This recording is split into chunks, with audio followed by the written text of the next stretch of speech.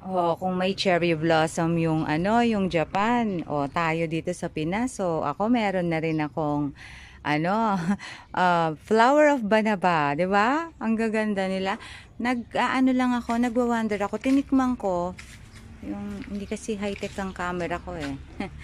Ayan, yung kung nakikita nyo dun sa ano niya, sa ilalim, meron siyang honey. Hindi ko alam bakit lahat nung ano niya, bud ng flower niya, merong honey. Tinikman ko, ang tamis-tamis eh. Ito oh, yan, yan. Yung portion na yan. Teka, ayun yung nahulog dyan. Sandali ha, turo ko.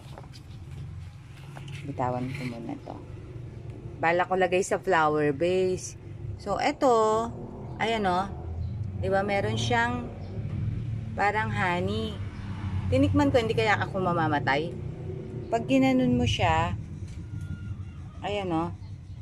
Tapos tinikman ko siya. Nagugas ako ng kamay, nagdilig kasi ako. Ayan, pag tinikman mo siya,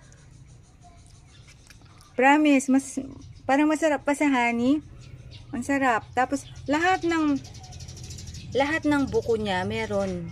Ayan oh. Meron. Ito.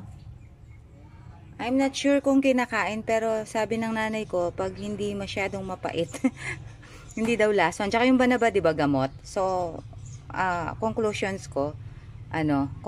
ko pala, edible yung itong ano niya, itong honey na galing sa mismong fruit niya, no? It's so, tamis. Sobrang tamis talaga. Ewan ko kung may naka-experience na, no, yung flower ng banaba, kung edible ba. Baka sakaling ito na yung gamot sa mga marami-rami nating sakit. Okay. God bless, and i-search ko muna. So, ayan, no, since ang ganda ng bulaklak niya, nilagay ko siya sa isang flower vase. And nasiyahan ako kasi binili yung banaba seedling ng asawa ko. Bunilhan niya ako ng dalawa noon and tinanim niya. And sabi niya maganda daw yung mga bulaklak. So, indeed talagang na-inlove ako sa asawa ko. No? May pabulaklak na halaman pala ito. So, meron pa siyang honeydew sa mga buds niya na matamis. Edible pala lahat, no? Sinearch ko, napakaraming benefits lalo na nung leaves niya sa diabetes, hirap sa pag-ihi, pagtatae, alta presyon, at saka may yung overweight, tas may anti-inflammatory, antimicrobial, antiviral, at kung ano-ano pang antioxidant activities niya.